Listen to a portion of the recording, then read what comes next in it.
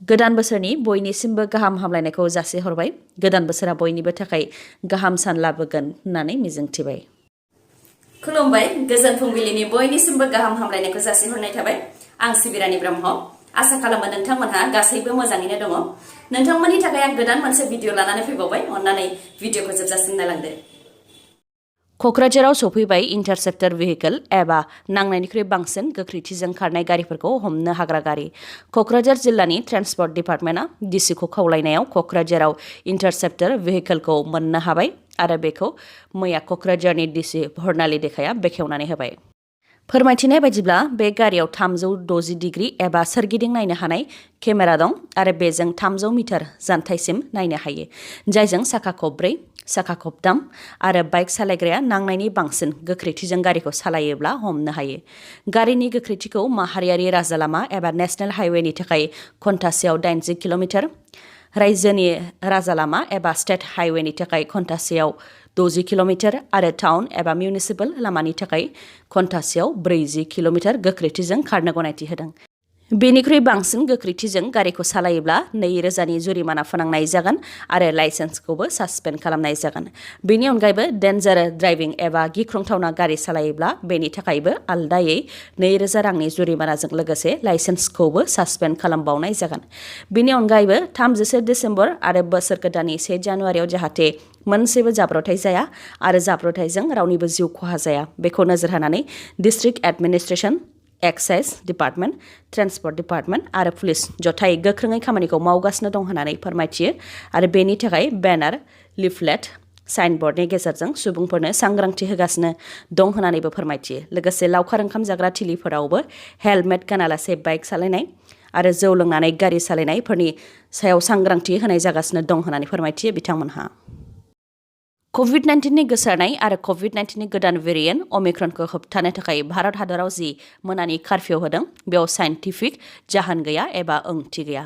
बे खोथाखौ बुंथियो वर्ल्ड हेल्थ अर्गानाइजेसन हुनि चिफ साइन्टिस्ट सौमिया स्वामीनाथन बिथाङा फोरमायथिदों दि अमिक्रननि गोसारनायखौ होबथानो थाखाय साइन्सजों सोमोन्दो लाखिनानै गोबां आयेन लाबोनो हायो। गुबैयै रंजानायनि थिलिफोरनिफ्राय गोसारनाया बारा जायो, बेनिखायनो रंजाग्रा थावनिफोराव गोख्रों आयेन लाबोनांगौ होननानै फोरमायथियो।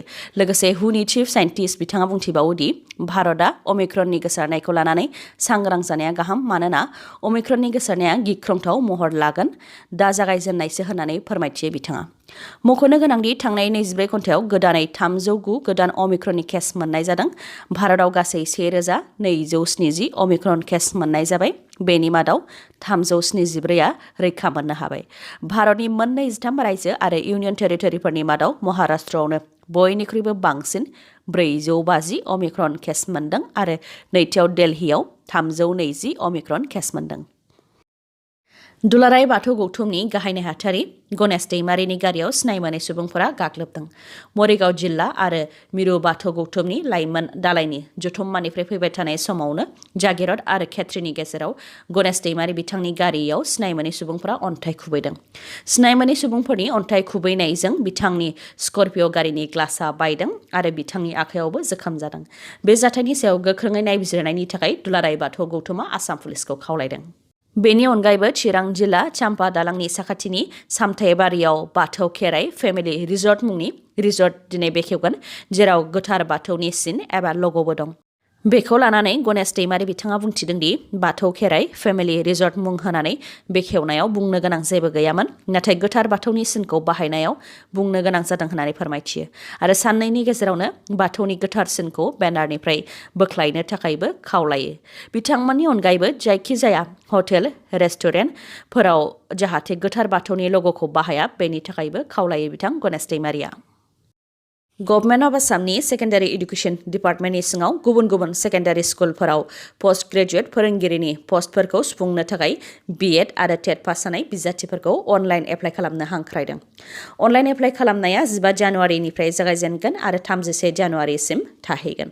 अनलाइन एप्लाइ खालामनाय समाव जिल्ला, बिजों एबा मा मिडियाम आरो बबे पस्टनि थाखाय एप्लाइ खालामदों बेखौ सेलेक्ट खालामनो नांगोन। District wise, subject wise, category wise आरो मिडियाम वाइज बबेयाव बेसेबां पस्ट दङ बेखौ थांनानै नायहैनो हागोन। बेनि अनगायैबो गभर्नमेन्ट अफ आसामनि सेकेन्डारि इडुकेसन डिपार्टमेन्टनि सिङाव थानाय गुबुन गुबुन गभर्नमेन्ट सेकेन्डारि स्कुलफोराव graduate teacher arts, graduate teacher science, graduate teacher Hindi आरो ग्रेजुवेट टीचार संस्कृत पस्टखौ आबुं खालामनो थाखायबो अनलाइन एप्लाइ खालामनो हांख्रायदों।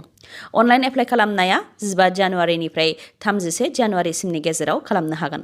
मख'नो गोनांदि अनलाइन एप्लाइ खालामनायनि वेबसाइटआ madhyamikassam.gov.in। खेबसे बुंबावनि madhyamikassam.gov.in। अरुणाचल प्रदेशनि मोन 15 जायगाखौ चाइनाया गावसोरनि मुं होनानै फोसावदों। चाइनानि मिनिस्ट्रि अफ सिभिल एफेयार्सआ अरुणाचल प्रदेशनि मोन 15 जायगाफोरखौ चाइनिसनि मुं दोननानै फोसावदों। मोन 15 जायगानि मादाव मोनदाइना रेसिडेन्सियेल प्लेस, मोनब्रैया हाजो, मोननैया दैमा आरो मोनसे माउन्टेन पास। चाइनाया बेबायदि मुं सोलायनायखौ भारतनि एक्सटार्नेल एफेयार्स मिनिस्ट्रि स्पक्सपार्सन अरिन्दाम बागची बिथाङा नेवसिनानै गोख्रोङै फिननाय होदों दि अरुणाचलनि बेफोर मोन 15 जायगानि मुंखौ सोलायनानै चाइनाया गावसोरनि खालामनानै लानो हाया। बेफोर ओनसोला सिगांनिफ्रायनो भारतनि आरो उनावबो भारतनिनो थागोन होननानै बुंथियो बिथाङा। फोरमायथिबावनाय बायदिब्ला चाइनाया अरुणाचल प्रदेशखौबो गावसोरनि मुं जांनान होनानै गाबज्रियो आरो खोला तिब्बतनि बाहागो होननानै दाबि खालामो। बेनि अनगायैबो चाइनाया अरुणाचल प्रदेशनि ओनसोलफोरनि मुंखौ गावसोरनि रावाव मुं दोननाया गिबि खेब नङा।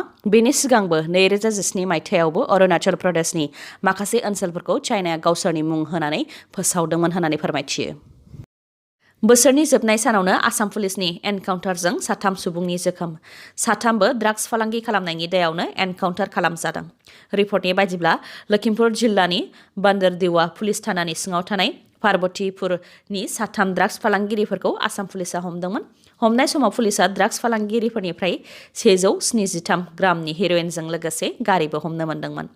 हमजानाय 3नि मुङा फारियै शाहिदुल आली, आजिजुर रहमान आरो रेस माजी। ड्राग्स फालांगिरिफोरखौ जेब्ला ड्राग्स फालांगि जाग्रा जायगाखौ दिन्थिनो थाखाय लानानै थांदोंमोन, बेयावनो फालांगिरिफोरा पुलिसनि सिलाइखौ सेख'नानै खारनो नाजादोंमोन। बेयाव पुलिसआ शाहिदुल आली आरो आजिजुर रहमाननि सायाव गुलि गावनो गोनां जादों आरो गुबुन सासेखौ गुलि गावालासेनो हमनो मोन्दों। गुलि नांजानाय ड्राग्स फालांगिरिफोरखौ फाहामथायनि थाखाय लखिमपुर मेडिकेल कलेज एन्ड हस्पिटालाव थिसननाय जादों। गुबुन मोनसे जाथाया जरहाटआव जादों। ड्राग्स फालांगिरि रमेश बासफर अदेबानि फसाखौ जरहाट पुलिसआ हमदोंमोन, नाथाय फसाया बायजोआव थांनो होनानै खारखुमानो नाजादोंमोन। बेयावनो जरहाट पुलिसआ एनकाउन्टार खालामनो गोनां जादों। एनकाउन्टार खालामजानाय फसाखौ दा फाहामथायनि थाखाय जरहाट मेडिकेल कलेज एन्ड हस्पिटालाव थिसननाय जाबाय। मख'नो गोनांदि फसाया सासे ओनसोलनि फालांगिरिखौ बुथारदोंमोन। बेनि दायाव जरहाट पुलिसआ थांनाय 20 डिसेम्बरावनो फसाखौ हमखादोंमोन। नाथाय फसाया पुलिसनि आखाइनिफ्राय खारखुमा लांनानै धुब्रीनि गंसे हटेलाव थाखुमाहैदोंमोन। बेनि उनाव धुब्री पुलिस आरो जरहाट पुलिस जथायै फसाखौ एरेस्ट खालामदोंमन। फिन फसाया पुलिसनि आखाइनिफ्राय खारखुमानो नाजाबावनायावनो जरहाट पुलिसआ फसाखौ एनकाउन्टार खालामनो गोनां जादों। गोबाव समनिफ्रायनो गोब्राब बेरामाव गोग्लैनानै गसाइगाव सहरनि महाराजपुरनि थागिबि बर' थुनलाइ आफादनि बारग' आफादगिरि पद्मश्री डक्टर कामेश्वर ब्रह्मनि आंगो बिसि मुस्रिमा रेनुबाला ब्रह्म बिथाङा गसाइगाव सहराव थानाय रनेन्द्र नारायण बसुमतारी गोसोखां देहा फाहामसालियाव जोबथा हां लाबाय। बिथाङा रुंसारि जानाय समाव गावनि आंगो फिसायजों लोगोसे फिसाफोर, बिहामजो, बिजामादै, फिसौफोर, जाथि खुरमा, बाय बाहागि गासैखौबो एंगारनानै अरायनि थाखाय बे बुहुमनिफ्राय रुंसारि जालांबाय। Arm forces special power act AFSPA-खौ 6 दाननि थाखाय नागालेन्डआव बारायनानै होबावनायखौ लानानै गोबां ट्राइबेल ग्रुप आरो राजखान्थि हान्जाफोरा गोख्रोङै सोंखारिदों। नागा पिपल्स फ्रन्ट आरो नागा ह'ह'आ फोरमायथिनाय बायदिब्ला थांनाय 20 डिसेम्बराव नागालेन्ड लेजिस्लेटिभ एसेम्ब्लियाव AFSPA-खौ बोखारनायखौ लानानै स्पेशल सेसन खालामदोंमोन। बेनि उनाव 23 डिसेम्बराव मिरु नखर मन्त्रि अमित शाहजों नागालेन्डनि गिबि मन्त्रि आरो आसामनि गिबि मन्त्रि डक्टर हेमन्त बिश्व शर्माजों लोगोसे माखासे आफादनि दैदेनगिरिफ्रा जथायै AFSPA-खौ बोखारनायखौ लानानै सावरायलायदोंमोन, जेराव नागालेन्डनिफ्राय AFSPA-खौ बोखारनायनि सायाव नायबिजिरनो थाखाय पेनेल दानाय जागोन होननानैबो मिरु सोरखारा रादाय होदोंमोन। नाथाय मिरुआ फिन नागालेन्डआव AFSPA-खौ 6 दाननि थाखायसो फोलावदेरबावदों, जाय सोंखारिजाथाव आरो बेजोंनो मिथियो। भारतनि फिसा फिसा रायजोफोरनि दाबिखौ मिरुआ गोनांथि होआ आरो मान होआखै होननानैबो बुंथियो बिथांमोनहा। AFSPA होजानाय ओनसोल एबा रायजोफोराव आर्म फोर्सफोरा आयेन सिफायग्रानि सन्देहजोंनो सुबुंखौ गावनो हायो। बेनि थाखाय गावग्रानि सायाव आयेननि राहा लानोब्ला मिरुनिफ्राय गनायथि लानो गोनां जायो। बेनि अनगायैबो वारेन्ट गैयालासेनो सन्देहआव न'निफ्रायनो सुबुंखौ एरेस्ट खालामनो हायो आरो सार्च अपारेशनबो खालामनो हायो। दिनैनि भिडिअ'आ एसेनोसै। गाबोन आरो गोदान भिडिअ'जों लोगो मोनफिनबावगोन। नोंथाङा दासिमबो आंनि चेनेलखौ साबस्क्राइब खालामाखैबा अन्नानै साबस्क्राइब खालामदो, लोगोसे लाइक, कमेन्ट आरो शेयार खालामनो दाबाव। गोजोन्थों।